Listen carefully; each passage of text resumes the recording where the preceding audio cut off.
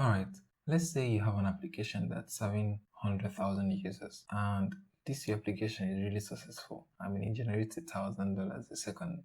And for your application to create users, it sends the user data to your backend in this format, full name and email.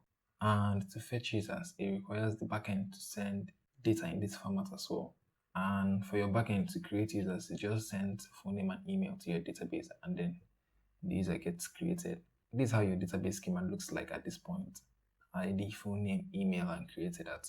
And this is how your actual database looks like at this point with 100,000 users. Let's say for some reason you now want to split this full name into first name and last name. Maybe because you want to start sending out personalized notifications where you will actually include the user's first name in the notification. Maybe something like this. In practice, first name can be the user's actual name, John. Hey John, check out the new products available. Let's say because you want to do something like this, you now want to split full name into first name and last name. One thing you can do is that you can simply create another migration, and in that migration, you can now remove full name and instead replace it with first name and last name. Your backend will now be referencing this new database schema. Let's call it V2. And instead of writing the full name, you can now be writing to first name, last name, and email. This looks fine at first glance, but see the error that we just introduced. Your front-end application right now depends on full name and email. It also sends those same fields when it's requesting the backend to create users. What happens now is that your backend will not be able to create users anymore because it will be looking for first name and last name in the data the front-end application it's sending over, and it will not find it. And then to fetch users, the backend will not send full name. What it will send is first name and last name. And because the front-end application does not have full name, the space for the user's name, it will simply leave it blank. So wherever you have full name being displayed on the front-end application, they will just disappear.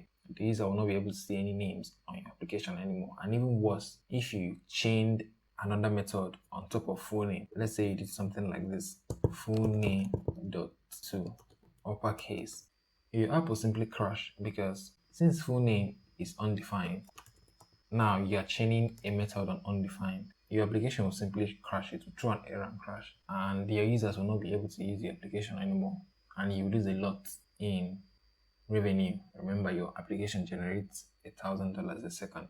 Alright, the key idea is whenever you want to make this kind of migration where all your infrastructure will still be in production, you won't simply move from V1 to V2 because all the applications that depended on V1 will start behaving weirdly or they will crash. You need to plan and make sure that your system is supporting both old and new versions of whatever client is depending on your database. So instead of removing full name, we could have still left it in. When we are writing from our backend to the database, we still leave full name in there. We can also return first name and last name as well. We should also be expecting first name and last name as well.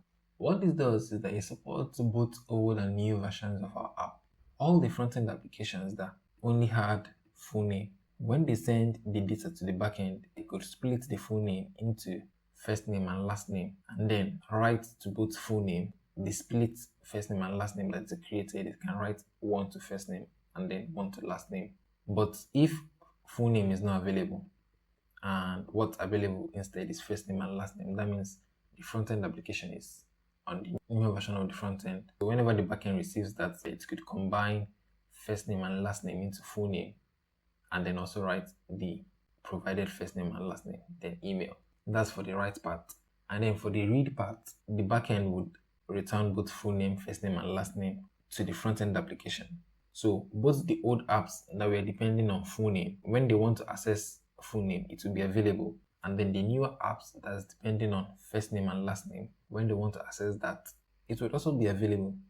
This version of our database right now supports our front-end application for both the users that are still on the older version of the front end and for users that have updated to the newer version. And this is how your actual database might look like at this point. This is where your 100,000 user stopped, and this is your 101,000 user. What you can see here is before this 101,000 user, all the other users, their first name and last name is null. But for this one, because we are writing to both full name, first name, and last name, it will have values in all those three fields. Right now, all our existing users have first name and last name as null, and the end goal for this migration is to remove this column so that our application does not depend on this column anymore. And to reach that level, we need to make sure that all our users have first name and last name available. And to do that, we can write a script or an endpoint to backfill first name and last name for all our existing users. We can write a script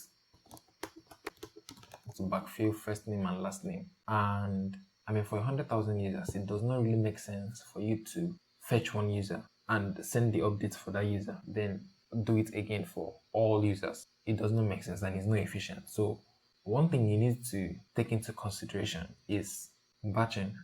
You need to batch the updates. So you can batch at 10,000 rows per request, which means you only need a total of 10 requests to complete the backfill. Another thing to be aware of is to make use of transactions. And another thing is to also make sure that the update is idempotent. So what does that mean? In your query, we only need to make sure that this query only updates rows that have first name or last name as null. Mostly first name because some users don't really have last name.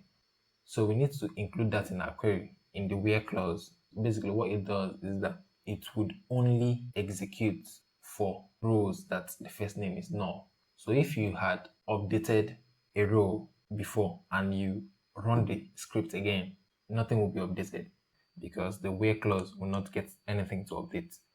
Okay, when we do this, our database will now look like this, for example. It's basically the same thing but with first name and last name available for all the rows. So the next logical step is to remove this full name from our database. But before we do that, we need to inform our users to update the application to the newer version. And we actually do need to give them some grace to do that, maybe a week or so. If it's a website, a week is generally okay. After that period of time, you can simply remove this column from your database and only write to first name and last name. If you remove this column, you also need to make sure that first name is required. We can now remove full name from our database and make first name required.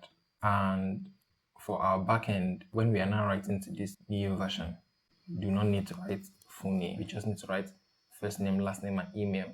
Remember, this after notifying your users and giving them grace to update the application. So at this level, you need to make sure that first name is required. So whenever this application sends data that does not have first name, you will get an error message, and you need to handle it gracefully as well. You need to tell them to update the application. That's why the error is happening, so your users don't get stranded. But at this stage, everything is already good. The final stage of your database will now look something like this: ID, first name being required, last name, email, and created app. What you can see from all of this is that we did not just simply make this update in one go. At each stage of the migration, both old and new versions of the front-end application was being supported. It was not something we did in one go. But yeah, that's it for this video. I'll see you in my next video. Okay, take care.